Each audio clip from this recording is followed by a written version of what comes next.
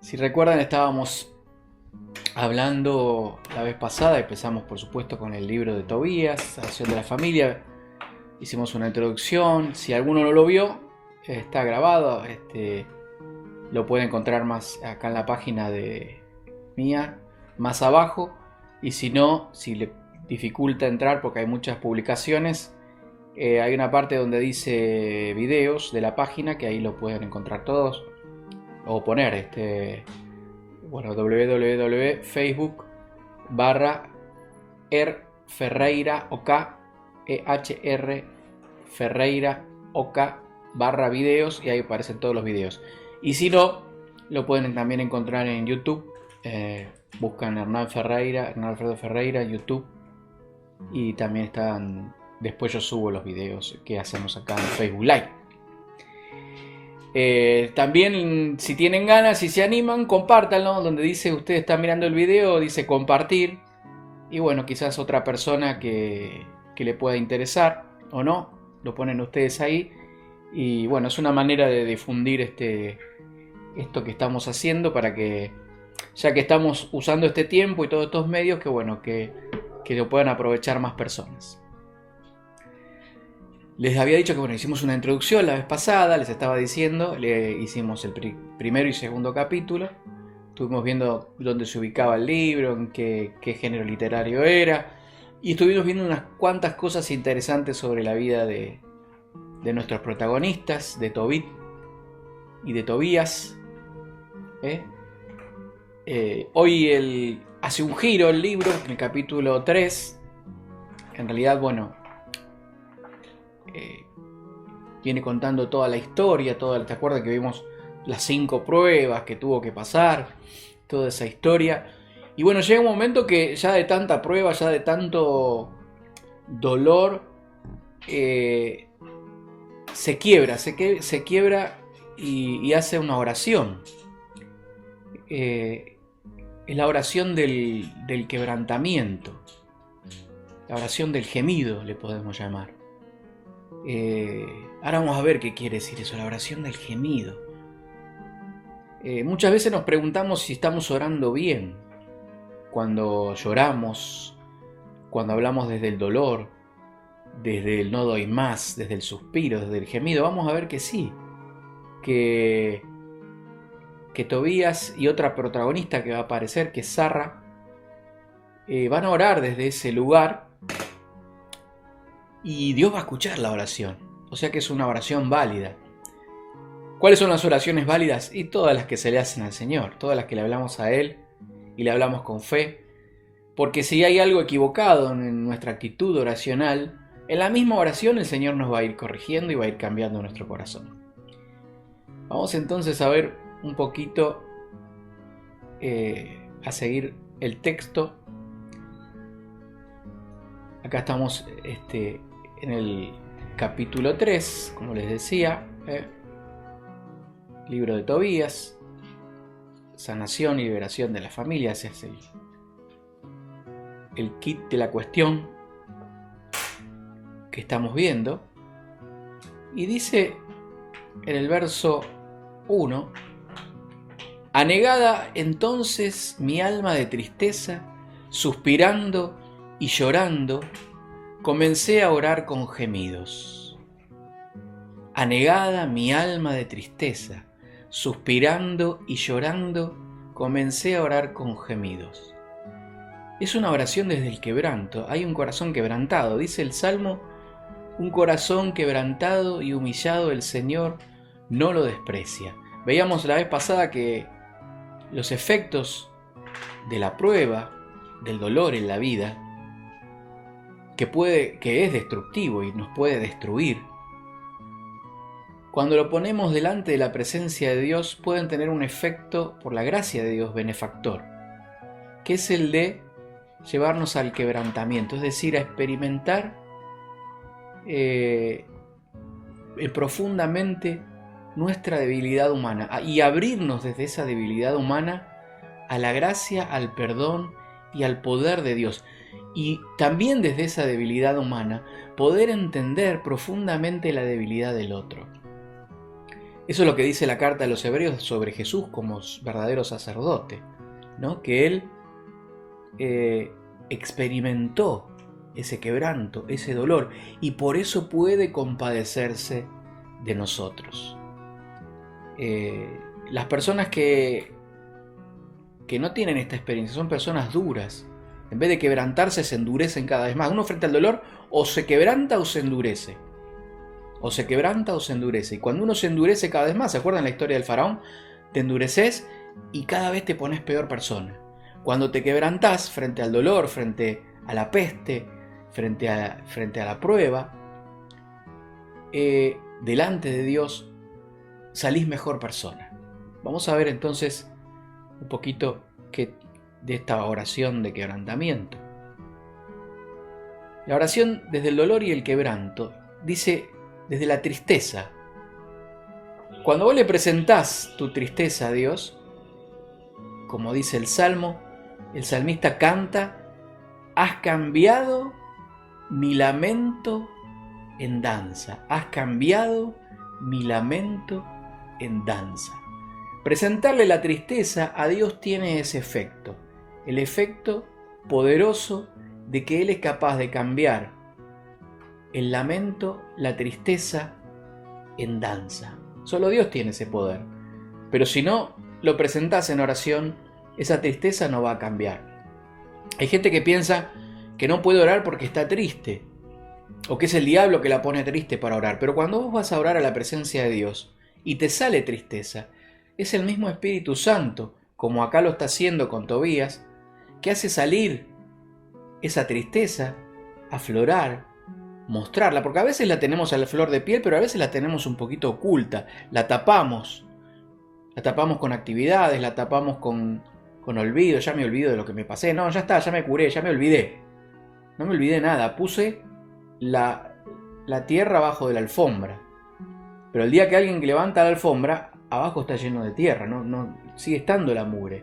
Muchas veces hacemos eso. Y entonces esta oración del quebranto en Tobías tiene esa particularidad, la de exponer la realidad del corazón para que Dios lo pueda cambiar. Tristeza, llanto, también habla de suspiro, suspirando,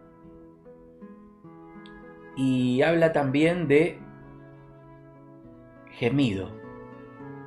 La palabra, la raíz de la palabra, este libro, el original, como yo les decía la vez pasada, fue escrito en un idioma semítico. No sabemos si fue escrito en hebreo o en arameo, porque es un libro tardío, así que probablemente fue escrito en arameo. Se perdió, y los originales más antiguos que tenemos son en griego. Y la palabra que se usa en la traducción griega, la Biblia de los 70, famosa, que se tradujo todo lo que era el Antiguo Testamento, cuenta la historia. Ustedes saben por qué es la Biblia de los 70, les cuento el chisme. Este es un chisme. Cuenta la historia de los judíos que querían traducir, porque había muchos judíos que ya no hablaban ni leían el hebreo. Todos los de la diáspora hablaban y leían el griego. Entonces se hace una traducción de todas lo que es la Torá, las Sagradas Escrituras, los profetas para los judíos, y lo traducen al griego 70 sabios. Y decía que el milagro era que cuando se juntaron las 70 traducciones, todas eran exactamente iguales. Esto era para decir que, bueno, porque los judíos que leían en hebreo la desvalorizaban, como que no era palabra de Dios porque estaba traducida. Y bueno, esta historia, este cuento, que es muy difícil que 70 personas hagan la exacta traducción de algo, sería un milagro súper milagroso, que podría haber sido también porque el Señor lo puede hacer. Pero bueno, eso es una historia, por eso es la Biblia de los 70, famosa. Y este libro estaba en esta Biblia de los 70, en griego, por eso nos quedó parte de los originales. Y la palabra que utiliza en griego es la misma para gemidos y para suspiro. Suspiro nos remite a lo más íntimo y oculto que solo Dios conoce.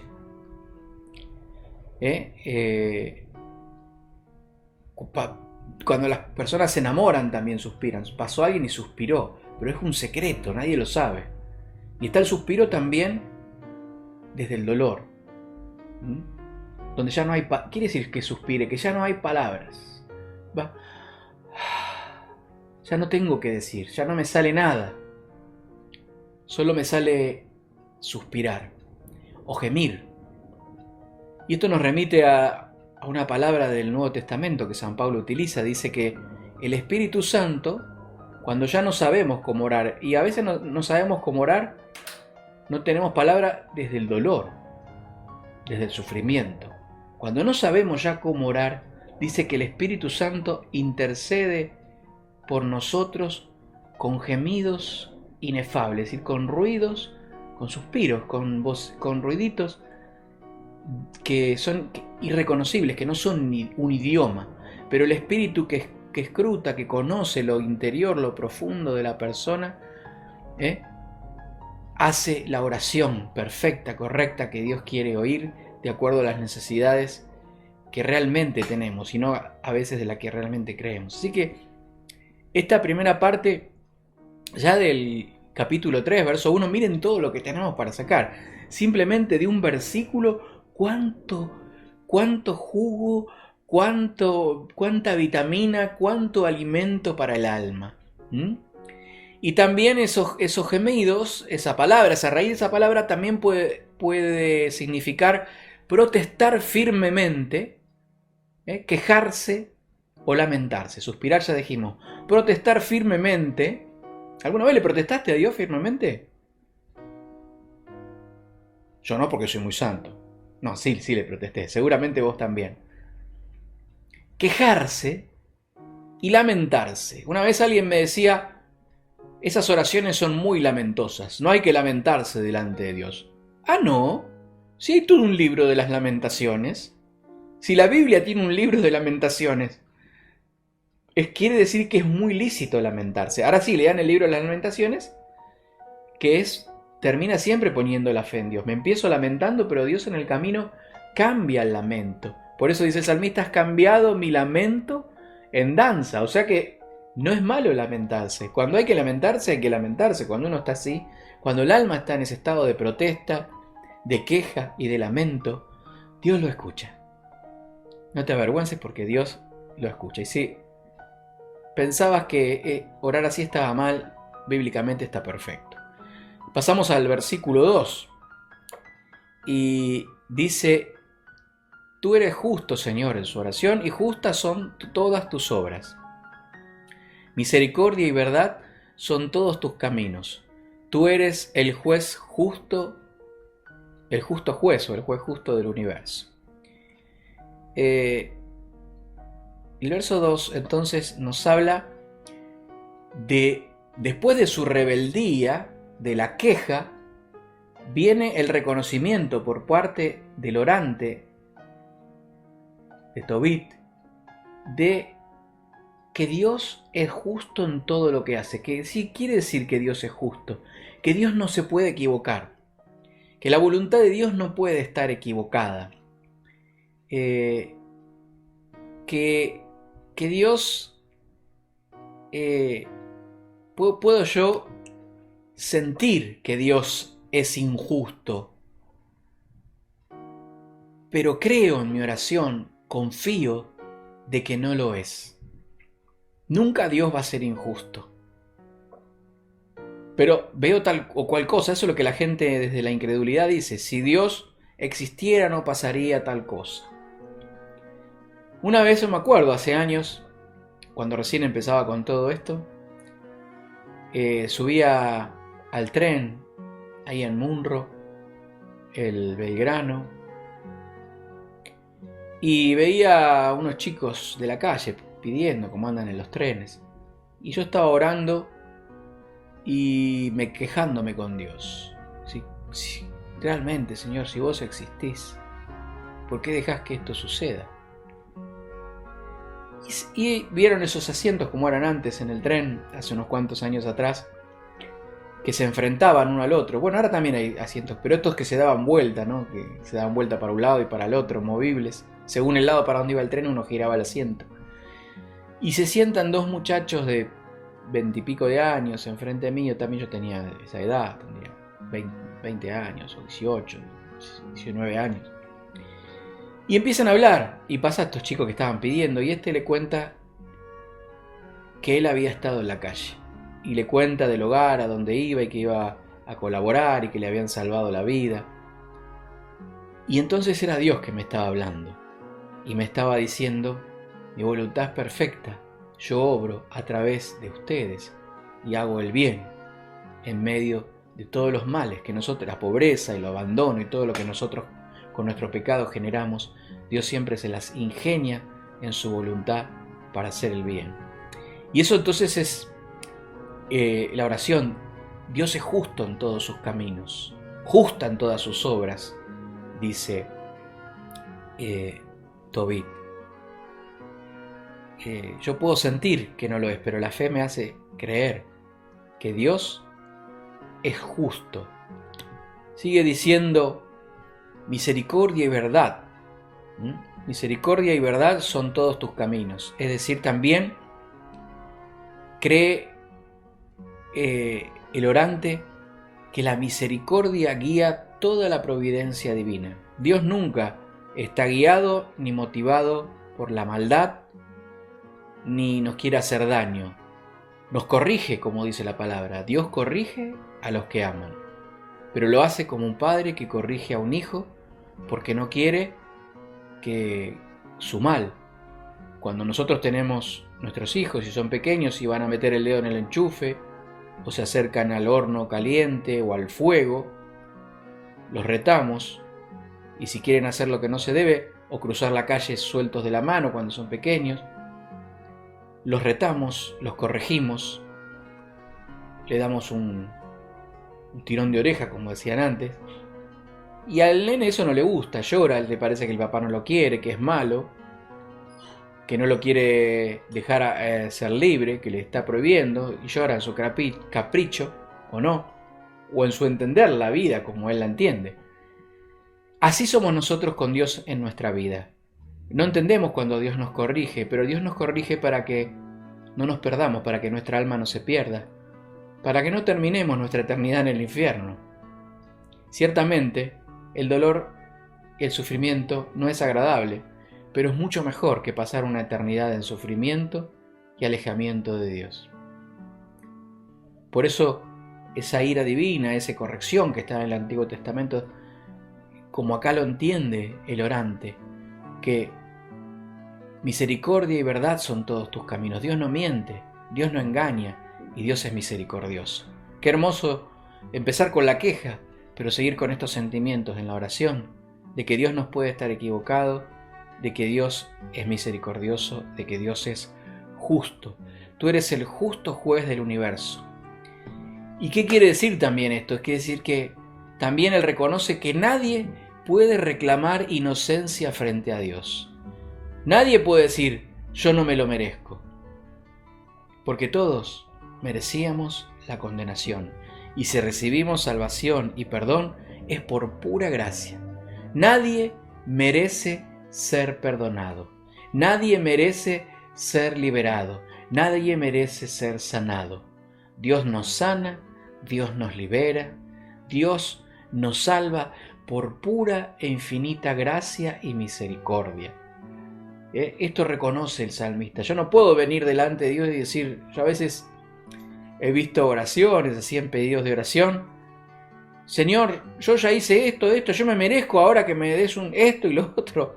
Y he escuchado, eso es burdo, pero a veces hay personas que todavía no han entendido esto y oran así. Y quizás en algún momento yo también lo hice. Pero el Señor nos enseña que no le podemos reclamar, como diciendo: ¿por qué a mí? ¿Por qué a mí? Y si yo soy tan bueno, quiere decir que le tendría que tocar al otro que es peor que yo. Y todas esas comparaciones y esas cosas no son buenas. Seguimos entonces ya. Qué hermoso, ¿no? Ya dos versículos y estamos en media hora. No vamos a avanzar nada, vamos a meterle pata. Pero esto es muy jugoso.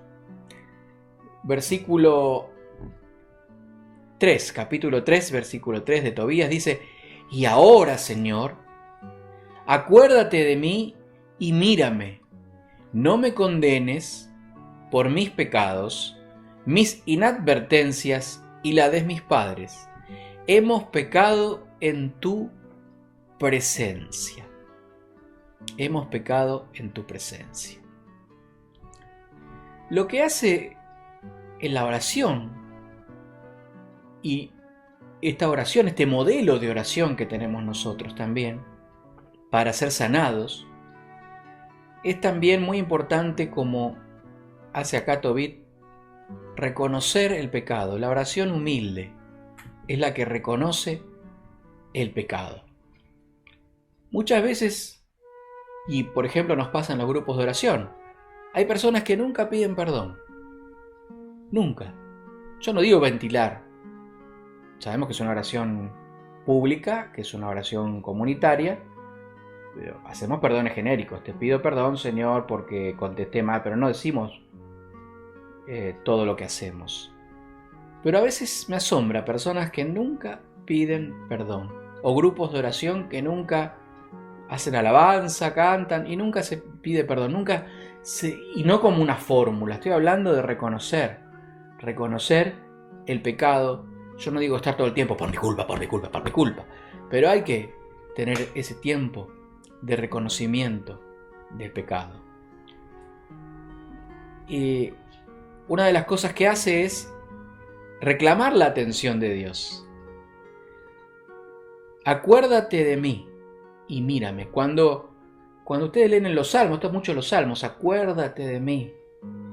Es la persona que se siente abandonada, como Jesús en la cruz, que dice, Elí, Elí, lema sabactani. Dios mío, ¿por qué me has abandonado? Es como esos niños que nosotros estamos haciendo algo y vienen y te tiran de la ropa, de la pollera, y mírame, pero te estoy hablando, mírame, ¿no? Qué hermoso. Pedirle a Dios la atención.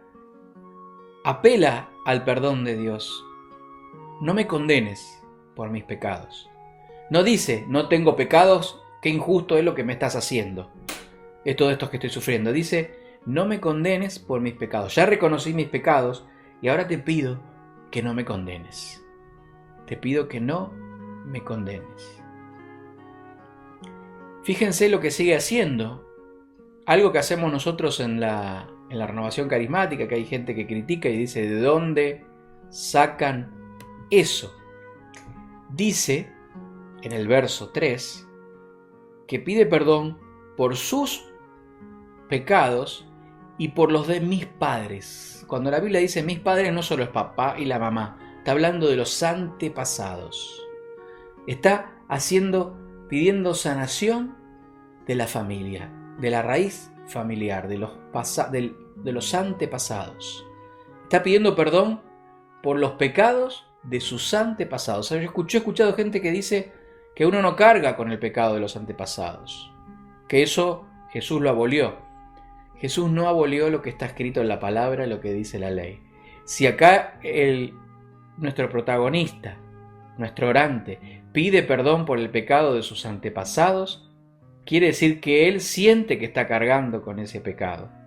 Porque no está orando por el padre y la madre vivos que tiene al lado, ya no los tenía. Estaban solos, habían fallecido. Y está hablando de los padres, es decir, sus abuelos, todos los antepasados. Está diciendo que ese pecado tiene una incidencia en su vida hasta el día de hoy. Porque el pecado, sabemos que aún perdonado tiene las consecuencias, como nos enseñaban en un libro antiguamente que leíamos en la renovación, que el pecado es como los clavos que se clavan en una pared o en una puerta. El perdón es sacar el clavo, pero después la pared o la puerta queda agujereada y hay que reparar eso. Y eso es la consecuencia que tiene el pecado, aunque ya no estoy condenado, pero eso deja consecuencias en mi psicología, deja consecuencias dolorosas en mi persona, en mi vida, tiene consecuencias. Así que él está orando por ese perdón. Qué bueno, qué lindo. Por eso hacemos misa Rezamos misa por nuestros antepasados, por nuestros abuelos, por nuestros padres, por los que están difuntos, y si están vivos también orar por ellos, para que esa reconciliación, perdón de parte de Dios, porque eso va a traer sanación a nuestra vida.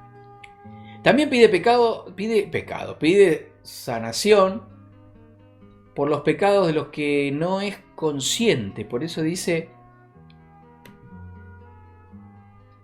hemos pecado por mis inadvertencias. Mis inadvertencias, dice. Pide perdón por los pecados de lo que no es consciente. Nosotros somos conscientes de muchas cosas que hacemos mal, pero también a veces decimos, ¿pero yo qué hice? Y somos pecadores de un montón de cosas que no nos damos cuenta. Por eso, Señor, sáname, te pido perdón por aquellas cosas que he hecho, que hago y que sigo haciendo, y que no me doy cuenta y hacen daño y están mal y a ti no te agradan, Señor.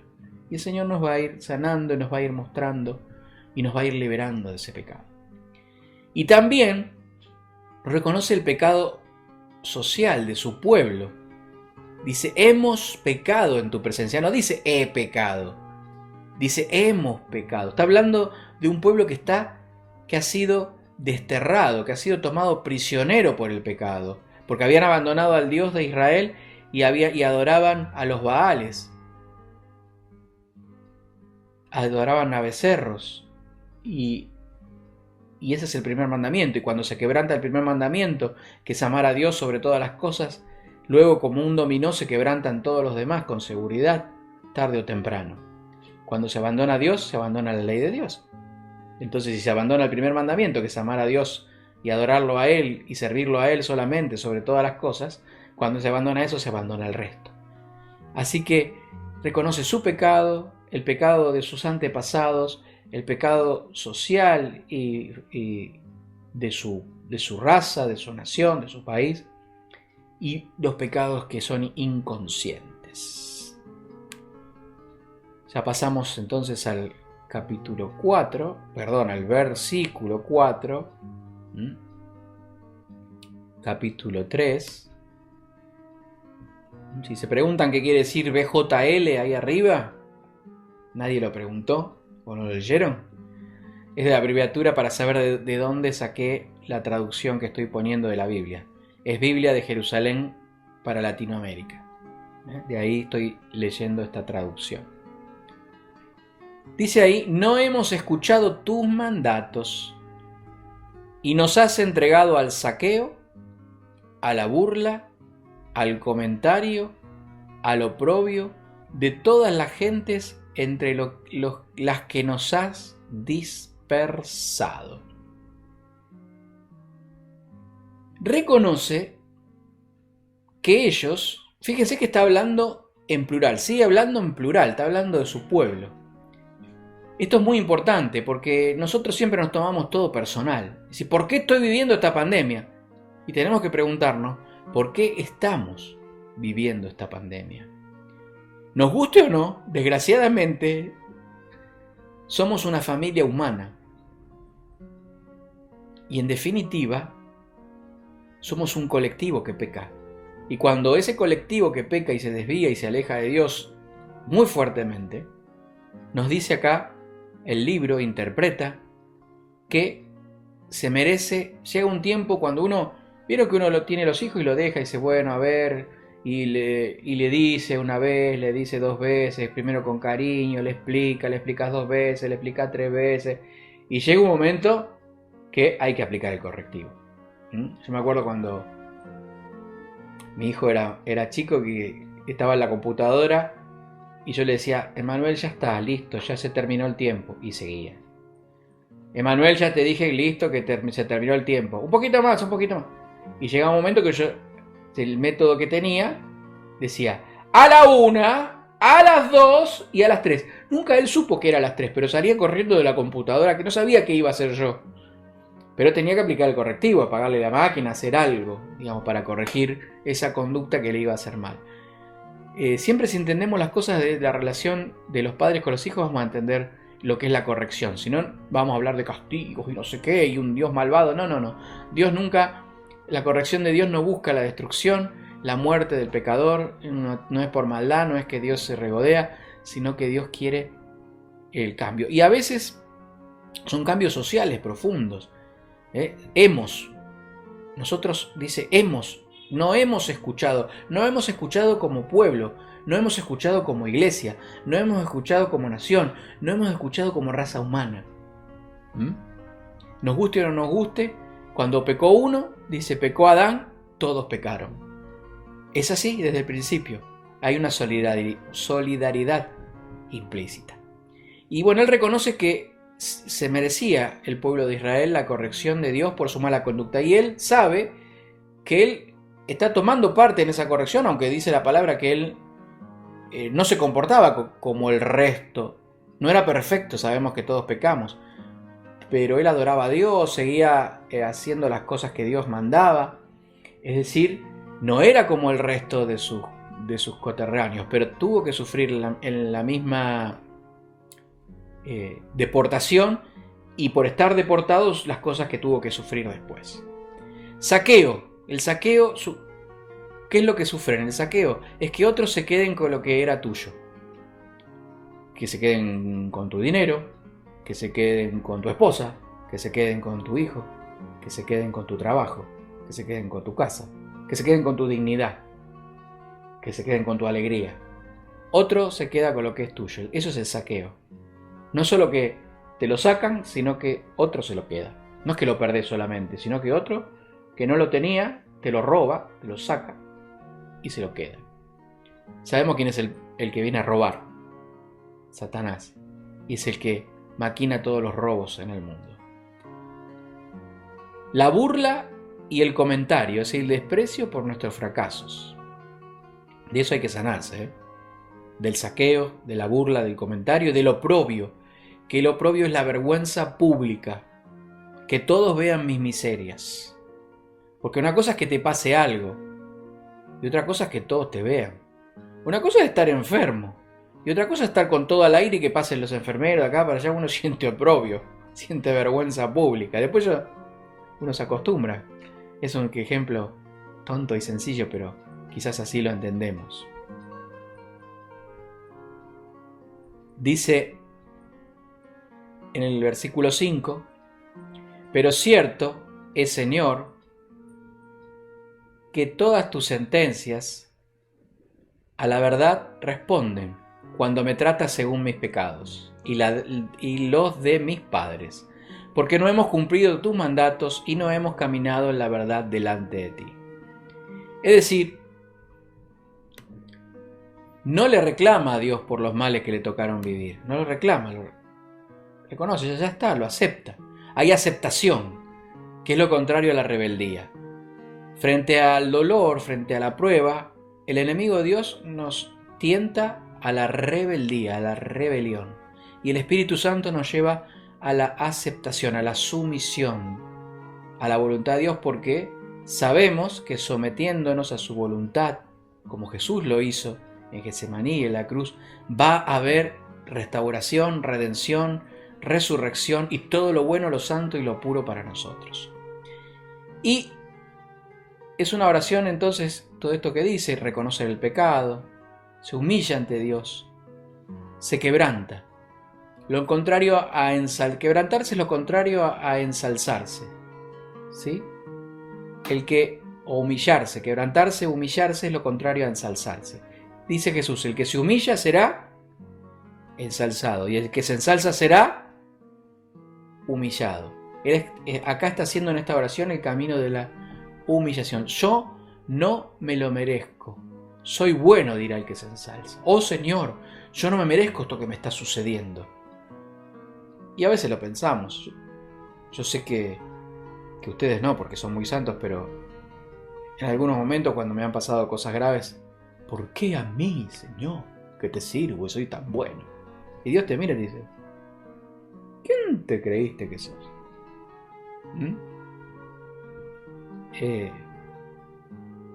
Hay que aceptar estas cosas y vivirlas para sanarse, Vamos avanzando, vamos al capítulo 3, verso 6. Dice: Señor, haz conmigo según lo que te plazca. Pone su vida completamente en las manos de Dios. Que se haga tu voluntad y no la mía, dijo Jesús. Ordena que reciban mi vida para que yo me disuelva sobre la faz de la tierra, si quiere morir, porque más me vale morir que vivir. Presenta un profundo sentir de muerte. Esto nos hace acordar a la oración de Getsemaní, a la oración de Jesús en Getsemaní. ¿Se acuerdan que dice Jesús que tuvo una tristeza de muerte? Me anega la tristeza, dice después. Ya no quiero aguantar los reproches. Manda, Señor, que sea liberado de esta aflicción.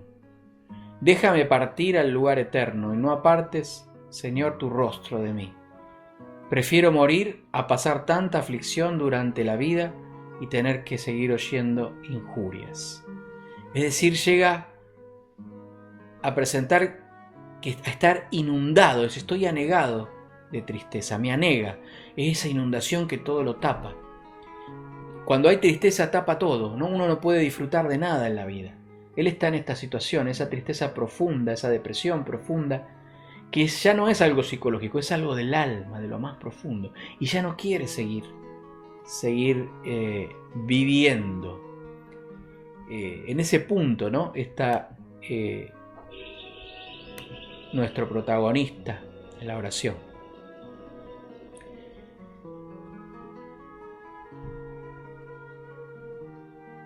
Entonces termina esta oración y empieza en el verso 7, como otra si estuviéramos en una novela, cambiamos de casa, de imagen, y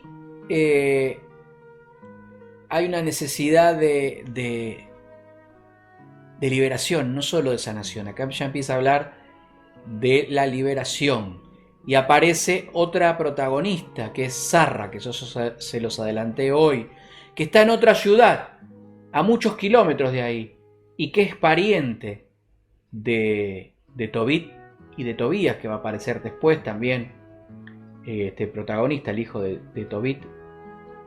Esta mujer también estaba viviendo por otro lado su sufrimiento, su historia, que necesitaba una liberación. Pero vamos al texto, porque estamos saltando de una cosa a la otra, así que vamos a ir al texto para ver qué es lo que nos dice.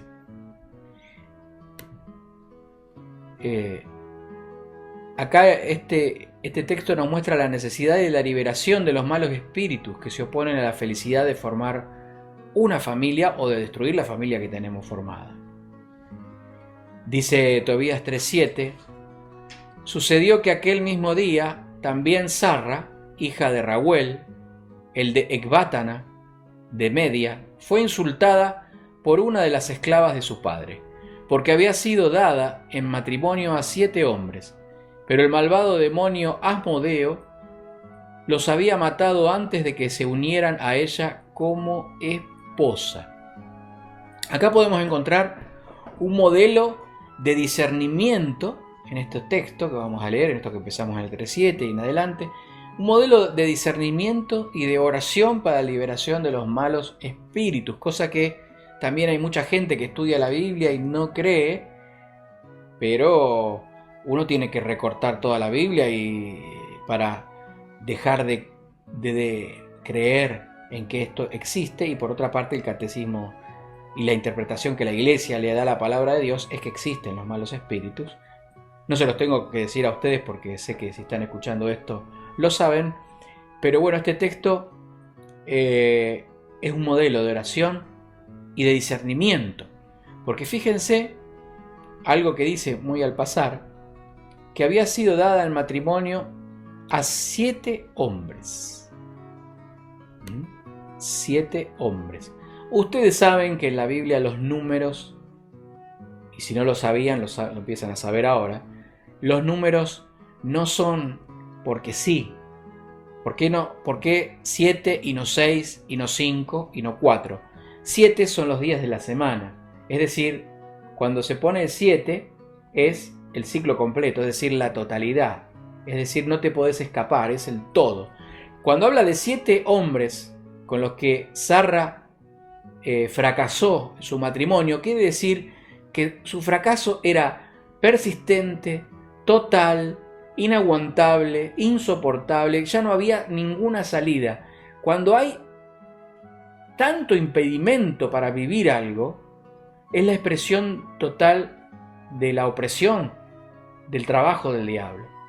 Cuando uno tiene cosas que nos pasan en la vida, por lo que sea, y a algunos le llaman la mala suerte, o llamarle como quieras, situaciones, una vez te pasa esto, una vez te pasa lo otro, pero cuando hay ya tanta seguidilla de cosas que uno no tiene ya un momento, nada bueno en medio de todo lo malo, no hay un momento ni para respirar, ni para disfrutar de la vida, ni ya el fracaso es tan grande, ya ahí hay que sospechar y discernir que hay algo espiritual que por algún motivo se ha colado, no importa el por qué, pero sí importa discernir que está y empezar a buscar la salida.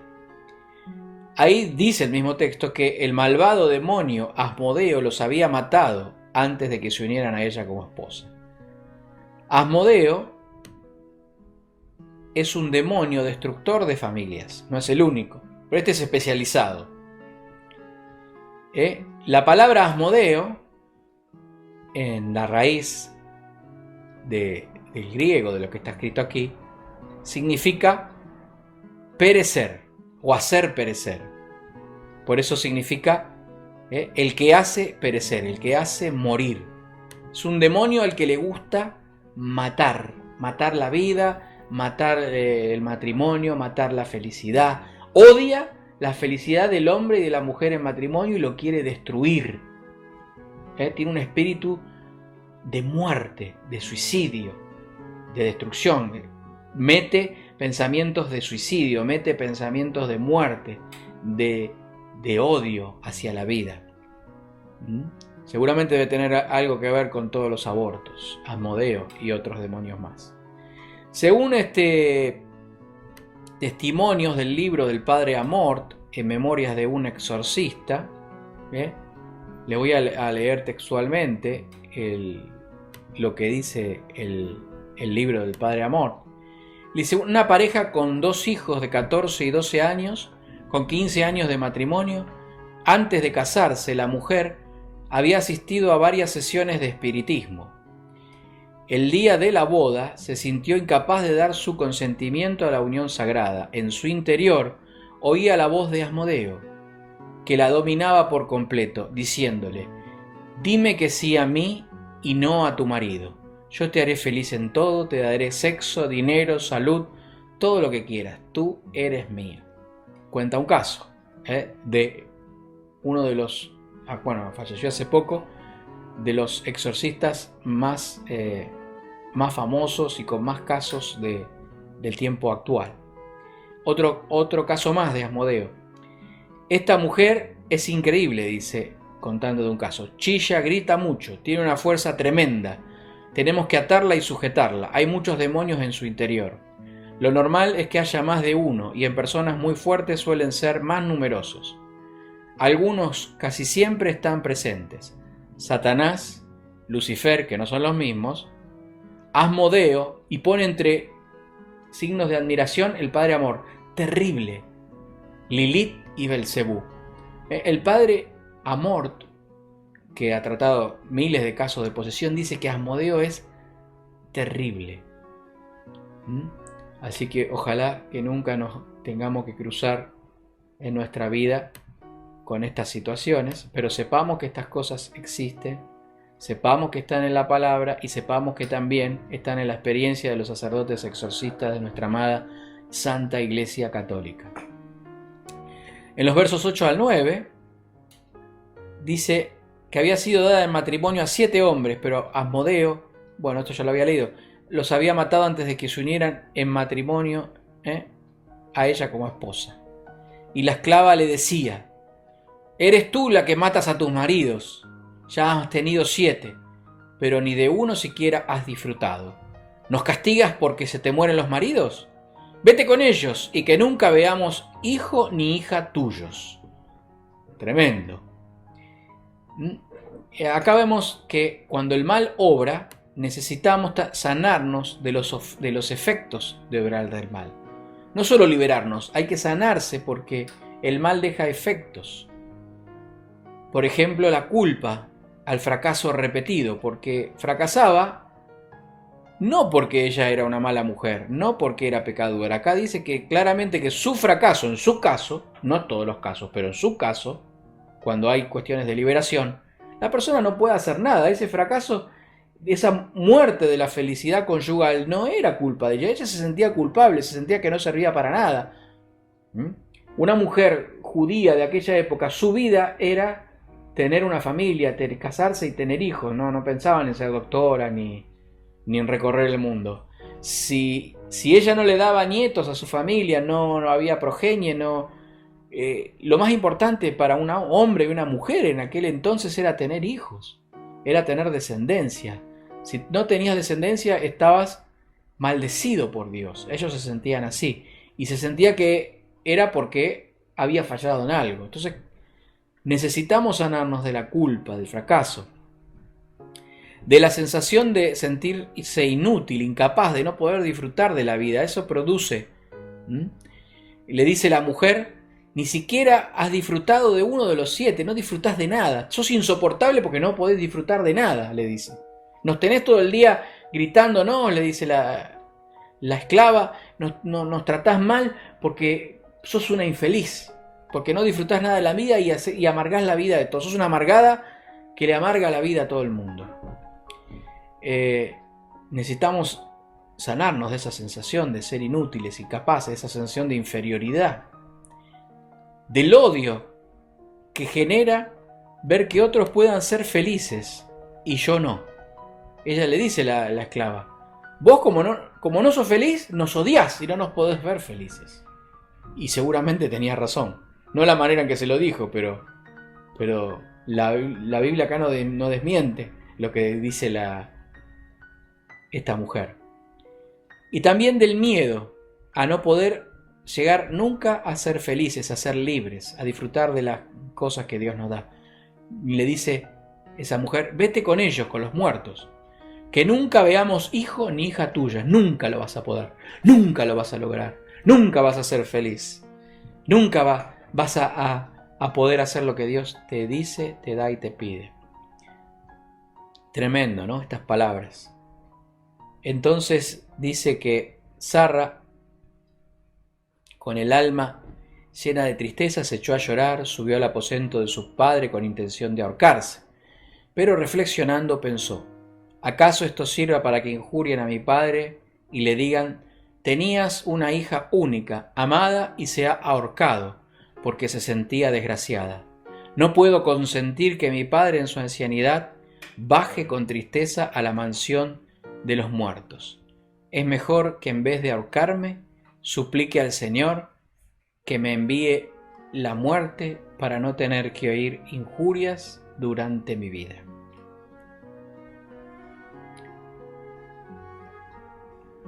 Acá vemos que es necesario ser liberados de la tristeza de muerte. Ella tenía el alma llena de tristeza y tenía la intención de ahorcarse, lo que yo les venía hablando de Asmodeo. La liberación de la tristeza de muerte, del espíritu de suicidio. Mucha gente que tiene posesión diabólica, opresión diabólica, obsesión diabólica, que le han hecho trabajos de magia negra. Una de las cosas muy fuertemente que siente una tristeza inexplicable, y le dan pastillas y le dan el psiquiatra, los atontan, pero no se le va esa tristeza de muerte y ese espíritu de suicidio, porque no es una cuestión psicológica o psiquiátrica, es una cuestión muchas veces espiritual. Y fíjense que la salva, el amor la libera y la salva del espíritu de muerte, porque ella piensa, se va a suicidar, pero todavía tiene el amor de pensar en su padre que lo amaba y no querer causarle más tristeza. Ella tiene tanto dolor que dice: la única manera de terminar con este dolor es muriéndome, pero no le quiero causar más dolor a mi padre. ¡Qué hermoso! el principio del camino de la liberación del espíritu de muerte, de la tristeza, de los espíritus diabólicos, es el amor. Mientras haya amor en la persona, una gotita de amor, Satanás no va a poder llevar adelante su obra. Dice en Tobías 3:11, y en aquel momento, extendiendo las manos hacia la ventana, oró así. Ahora, ¿se acuerdan? Había orado Tobit, ahora va a orar Sarra. Dice, bendito seas tú, Dios de misericordias, y bendito sea tu nombre por los siglos de los siglos. O sea que comienza con una oración de alabanza al Dios misericordioso. Si querés hacer una oración bíblica para abrirte a la obra liberadora de Dios, alabanza con confianza a la misericordia de Dios. Señor, te alabo. Tú eres bueno, tú eres misericordioso. Yo sé que nunca me... Nos preguntan a veces a los carismáticos por qué alabamos tanto a Dios y por qué predicamos tanto de la misericordia de Dios. Porque este es el principio de la oración que nos libera. Después dice, vuelvo ahora mi rostro, como lo hizo también Tobit, y alzo mis manos hacia ti. Volver el rostro, esa frase, para los judíos, en los salmos, tiene que ver con depositar la fe en Dios. Depositar absolutamente nuestra fe en Dios. Confiar. La confianza, la fe, expulsa a los demonios. Y la confianza y la fe en la misericordia de Dios los expulsa doblemente. Una de las cosas que los enemigos de Dios no soportan es la fe. Y mucho menos la fe en el amor misericordioso de Dios. Porque saben que eso abre el corazón de Dios y trae el castigo sobre los enemigos de Dios, sobre los demonios. Después dice, manda, acá en el verso 13, manda que yo sea liberada de la tierra para no escuchar ultrajes. Fíjense que está hablando de morir, pero está hablando de liberación. Porque no se quiere morir, quiere en realidad ser librada del sufrimiento. Ella dice, si me muero, este demonio no me va a poder tocar más. Por eso, pedir a Dios la liberación. Hay que pedirle a Dios que nos libere. Hay que pedirle, hay que insistirle, Señor, libérame de estos males, libérame. Jesús nos enseñó a orarle, el Padre Nuestro, líbranos del mal. Jesús nos enseñó a hacer una oración de liberación. Una de las cosas que tiene el Padre Nuestro, tiene la bendición, tiene la alabanza, tiene las peticiones, y en esas peticiones está la petición de liberación. Así que nadie te diga que no podés pedir liberación, está en el Padre Nuestro y está en la oración bíblica.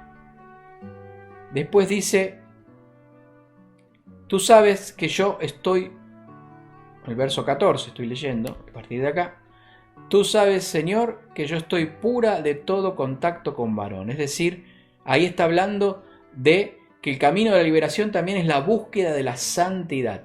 Si yo sigo pecando y haciendo lo que se me ocurre, por más que le pida a Dios liberación, zapatee, me ponga agua bendita, me ponga todos los sacramentales, vaya a un cura que me exorcice, ore, alabanza 3 horas, haga 500 Jericó, si yo no estoy dispuesto a cambiar de vida, a convertirme en la búsqueda de la santidad, no voy a poder seguir en el camino de la liberación. Después dice, soy la única hija de mi padre. Es decir, afirma su identidad de hija. Para el camino de la liberación es empezar a sentirse hijo de Dios. ¿Se acuerdan de ese hombre, del hijo pródigo, que estaba cuidando cerdos? El cerdo para los judíos representaba lo más impuro, representa a los demonios. ¿Se acuerdan que Jesús, simbólicamente, cuando expulsa a los demonios, los manda a los cerdos? Bueno, esto tiene toda una simbología, eso, de un animal impuro que traía la muerte por la triquinosis. Y queda esa imagen del pobre cerdo, que no es malo, es un animalito de Dios. Pero él dice, se acuerda de su padre. y dice, bueno, aunque ya no merezco ser llamado hijo, por lo menos que me reciba como un siervo. Y lo primero que hace el padre cuando vuelve es hacerle poner el anillo y el vestido. El anillo era el anillo de hijo y el vestido de hijo, no de siervo. Le reafirma su identidad. Para sanarnos es importantísimo en la oración y en la búsqueda, en la transformación, en la sanación y la liberación, afirmar la identidad de hijos de Dios. Oramos como hijos, no oramos como esclavos, no oramos como empleados, oramos como hijos. Por eso Jesús nos enseñó a decir Padre nuestro. Lo primero que nos enseña a decir es Padre, somos hijos. Después dice, no tiene otros hijos que lo hereden, no tiene junto a sí ningún hermano ni pariente a quien me deban dar por mujer. Afirma que ya no tiene un modo natural de alcanzar sus sueños. Ya, dice, ya todos los parientes, en esa época las tribus se casaban con los parientes, así no sé cómo era bien la parentela, pero era el primo segundo, era un entramado de tribus y tenían que casarse con los parientes para mantener las tierras y mantener el linaje y todas esas cosas de las tribus del desierto, ¿no? Y fíjense que lo que está diciendo ahí ella, cuando dice que ya no tiene maridos, porque ya no tiene familiares a quien el padre las pueda entregar, y si quedaba alguno se escondía por la cuestión de no tener miedo a morir. Ya todos salían corriendo. Si ya no hay un modo natural de alcanzar sus sueños. Señor, yo ya no tengo salida. La única manera de la liberación es que Dios haga algo. No hay una salida humana. La única salida posible es el poder puro de Dios. Eso es lo que afirma también en esta oración esta mujer. Y entonces, por último, lo que hace, dice, si no te place, Señor, dame la muerte, mírame con compasión.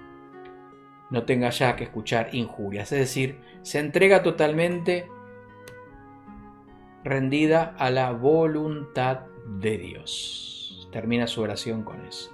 Así que miren todo el jugo que tiene este capítulo 3, que no lo terminamos. Nos falta 2 versículos y ya llegamos a 1 hora y 4 minutos. Animan a 2 versículos más, alargamos un poquito más, les robo unos minutos más y ya terminamos. Así terminamos bien el capítulo 3 y después empezaríamos con el capítulo 4. Vamos al capítulo 3 para terminar en esta noche de viernes con este capítulo del libro de Tobías. Lo que pasa es que este capítulo, particularmente este capítulo 3, es tan jugoso que no tiene desperdicio, no podemos pasar por alto todas las cosas que tiene. Dice en el verso 16 y 17, acá ya termina ya la oración, que fue oída en aquel instante en la gloria de Dios la plegaria de ambos, de los dos. La plegaria de Tobit y la oración de Sarra. El poder del cielo baja con la oración. Y la oración de fe, lo primero que nos enseña entonces que siempre es escuchada, aunque uno no lo sienta así. Fíjese que los dos terminan diciendo, y bueno, y si no, que yo me muera. O sea, esto ya no tiene salida. No es que están orando diciendo, Señor, estamos en la victoria, aleluya, no andan por ese lugar, andan por el lugar de que están orando, ya no les queda mucho paño, tienen fe, le hablan a Dios, pero ya le dicen, y bueno, y si no, Señor, si es tu voluntad, llévame con vos, o sea, que esto se acabe. Fue oída en aquel instante, qué hermoso, que cuando vos orás en ese instante, cuando vos orás, y sobre todo siguiendo este camino oracional de la humillación, del quebrantamiento, de seguir la voluntad de Dios frente al dolor, frente a la prueba, Dios te escucha. Dios te escucha. Y dice que fue enviado Rafael a curar a los dos. A Tobit para que se le quitara las manchas blancas de los ojos, que estaba ciego, ¿se acuerdan? Y pudiera ver con sus mismos ojos la luz de Dios. Es decir, el poder de Dios, la oración, lo primero que hace la oración, fíjense, lo primero que va a hacer la oración es abrir los ojos a una nueva realidad. Porque, bueno, podemos ver por qué. Me estoy adelantando un poco al capítulo 4. Vamos a ver que Tobit se acuerda de algo. La gracia de Dios le hace recordar de algo que él no se acordaba en el medio de su pobreza y de su dolor. Dios le va a traer un recuerdo. El Espíritu Santo nos abre a promesas, a recuerdos, a cosas que ya las teníamos olvidadas y nos abre una nueva realidad. Ese es el primer obrar del Espíritu Santo, hace eso, nos abre a una nueva realidad del poder de Dios. Abre los ojos, nos abre los ojos a nuevas realidades espirituales.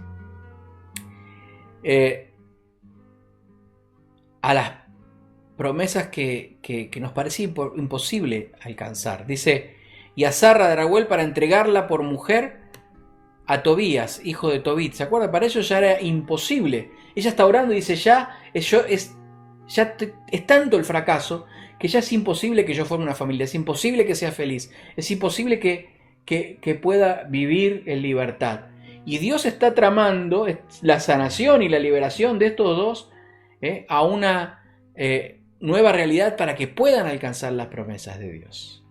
Y por último, la sabiduría de Dios está en su providencia que no podemos entender ni prever según los pensamientos humanos. Ellos no sabían, no se conocían, ninguno de los se acordaba, y el Dios va a juntar las dos oraciones, va a juntar a los parientes de estas dos familias, van a ver con lo que sigue el libro, el texto, de una manera maravillosa para que ella sea sanada por el Hijo y por el ángel, ¿no? que va a enviar, y el Hijo que él va a enviar a la ciudad donde está ella, y después ella también vuelva y sane también el corazón de ese hombre que va a ver a su hijo feliz, casado, y les estoy adelantando la historia, pero bueno, es hermoso entender esto, ¿no? La sabiduría de Dios está y su oración, confiamos en la providencia, que no la podemos entender ni prever de ninguna manera. Y bueno, nos pasamos unos minutos, pero creo que valía la pena, porque es realmente muy bueno, muy jugoso, todo lo que este libro tiene para decirnos. Así que bueno, nos veremos, Dios mediante, el viernes que viene, a la misma hora, con la providencia de Dios, para seguir con el capítulo 4, que va a ser un poco más corto, y a ver si podemos seguir avanzando, que realmente le digo que vienen cosas hermosísimas y jugosísimas para seguir aprendiendo de este libro. Vieron que no es una prédica, una enseñanza, es como irle sacando el jugo. Es un poco pesado a veces esta forma pero esto es el estudio bíblico, ¿no? Para los valientes, ir sacándole jugo al libro para que ustedes lo aprovechen y después también lo puedan vivir, lo puedan enseñar, lo puedan usar para la oración y para la prédica y para la enseñanza y todo lo que Dios los esté llamando a cada uno a hacer. Bueno, les deseo un fin de semana hermoso en la presencia de Dios y síganse llenando de su amor, de su sabiduría y de su gloria. Nos estaremos viendo entonces la próxima semana. Chau, chau, chau, chau.